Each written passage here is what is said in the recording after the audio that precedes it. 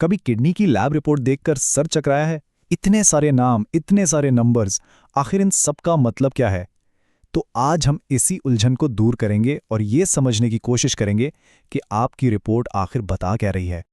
अक्सर ऐसा होता है ना कि किडनी के डॉक्टर के पास से आते हैं, हाथ में लैब टेस्ट का फॉर्म होता है और ऐसा लगता है जैसे कोई बिल्कुल ही अलग जबान लिखी हो। सीएमपी, आरएफपी, पीटीएच, और जहन में पहला ख्याल यही आता है कि भाई आखिर इन्हें इतने ज्यादा खून की क्या जरूरत पड़ गई।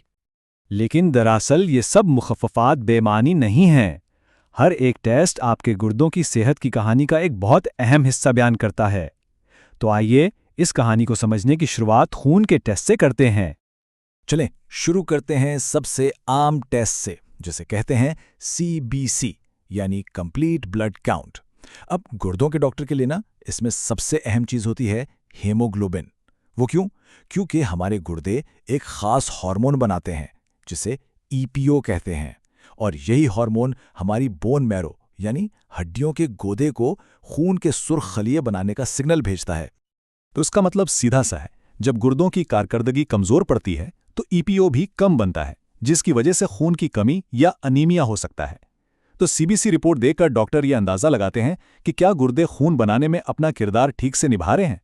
वो खास तौर पर देखते हैं हेमोग्लोबिन को, खून के सफ़ेद और सुर्ख खलियों की तादाद को, प्लेटलेट्स को, और हाँ, एक चीज़ होती है एमसीवी, जो सुर्ख खलियों के साइज के बारे में बताती है।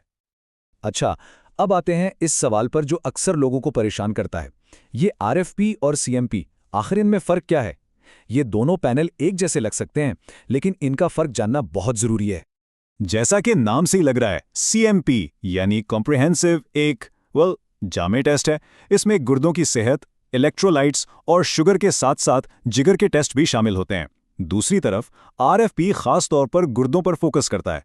इसमें आमतौर पर जिगर के टेस्ट नहीं होते, लेकिन फास्फोरस का टेस्ट अक्सर शामिल होता है, जो गुर्दे के मरीजों के लिए एक बहुत ही अहम पैमाना है। खून के टेस्ट्स में एक और ऐसी चीज़ है जो सीधी तरह हड्डियों की सेहत से जुड़ी है, लेकिन इसका टेस्ट गर्दन में मौजूद गुदुद का होता है। बड़ी अजीब बात है ना? यह है पीटीएच यानी पैराथायरॉयड हार्मोन। सबसे पहले तो ये वाज़ेह कर लें कि इसका हमारे थायराइड ग्लैंड से कोई लेना देना नहीं है, जो मेटाबॉलिज्म कंट्रोल करता है।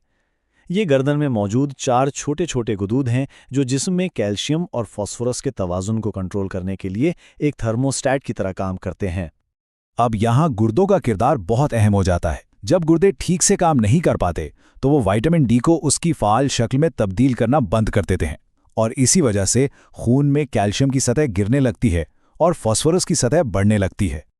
जब जिस्म में ये अदम तवाज़न पैदा होता है तो पीटीएच गुदूद उसे ठीक करने के लिए ओवरड्राइव में चले जाते हैं, जिससे खून में पीटीएच की सतह बहुत ज़्यादा बढ़ जाती है। इसीलिए डॉक्टर पीटीएच की सतह पर नज़र रखते हैं ताकि ये यकीनी बनाया जा सके कि गुर्दों की बीमारी हड्डियों को कमज़ोर तो नहीं कर रही। तो ये तो थी खून के टेस्ट की कहानी, लेकिन कहानी का एक और बहुत बड़ा हिस्सा हमारे पेशाब में छुपा होता है, और इसीलिए डॉक्टर्स इसे लिक्विड बायोप्सी का नाम देते हैं। सोचकर देखें, ये एक ऐसा ज़बरदस्त टेस्ट है जो बगैर किसी सर्जरी के, बगैर जिस्म को काटे, अंदर की पूरी खबर दे देता है कि गुर्दों में आखिर चल क्या रहा है। तो सबसे बुनियादी टेस्ट होता है यूरिनालिसिस। ये एक किस्म का फौरी चेकअप है।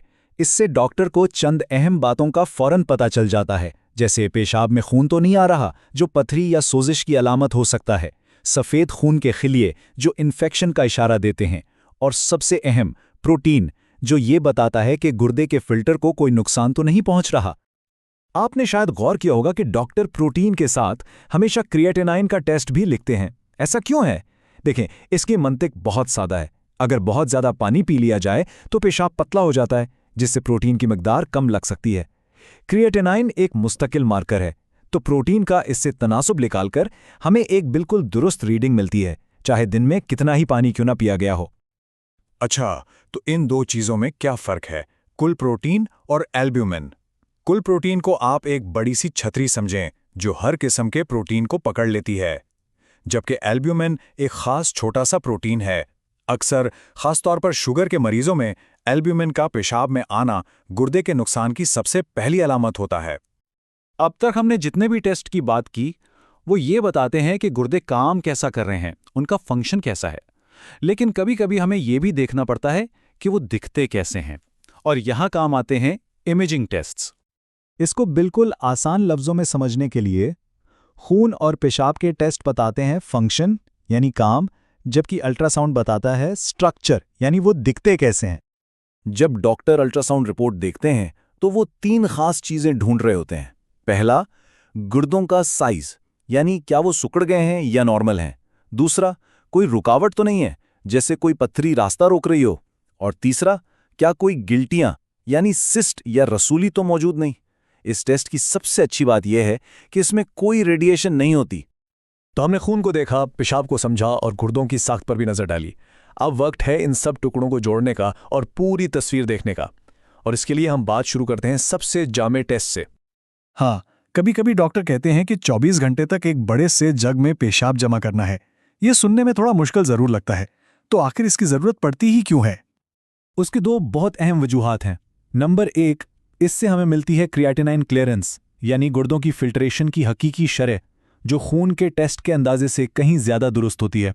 और नंबर 2, इससे हमें यह पता चलता है कि 24 घंटों में ठीक ठीक कितना प्रोटीन जाया हो रहा है, जिसकी बुनियाद पर इलाज के बड़े फैसले किए जाते हैं। तो जब अगली बार लैब रिपोर्ट हाथ में हो तो उसे इस तरह देखें। सीबीसी खून की कहानी है, आरएफपी या सीएमपी फिल्ट्रेशन और मादनियात की, पीटीएच हड्डियों की सेहत का इशारा दे रहा है, और पेशाब के टेस्ट वो गुर्दे के फिल्टर का हाल बता रहे हैं। ये सब मिलकर आपकी सेहत की एक मुकम्मल तस्वीर बनाते हैं। अब जब आप इन टेस्टों की ज़बान समझने लगे हैं तो सवाल ये है, आपका जिस्म आखिर आपको क्या कहानी सुनाने की कोशिश कर रहा है? याद रखें, ये सिर्फ नंबर्स नहीं है, ये वो मालूमात है जो आपको एक सेहतमंद जिंदगी की तरफ ले जा सकती है।